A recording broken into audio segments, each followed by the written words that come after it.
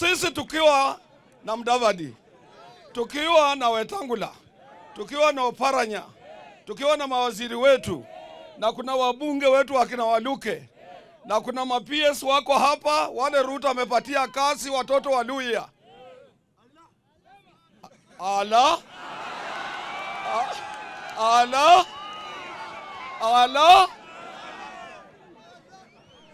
Ukisikia watu wakiwa kwa opposition wanataka kwenda kwa serikali, sina maana hivyo. Sisi Waluhya tuko ndani ya serikali, na mtu asimdanganye. Na bado tuko na mwaka moja, Ruto atakuwa na miaka ingine tena mbele huko zinazokuja.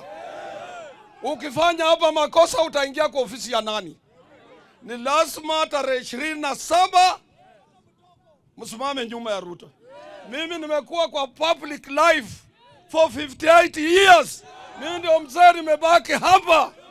Munisikize. Bandu banja, bandu wa Madaba, bandu wa Kabarasi. Kuna buhungu 3 inakuja. Kama mtu iko nje, shauri yake. Your Excellency, we are assuring you as a community. Na mimi nikiwa mzee wa hii community, we will rally behind you. We will rally behind you. We will rally behind you. We will rally behind you. We will.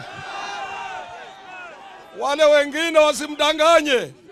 Hao ni washanti sana. Mungu awabariki.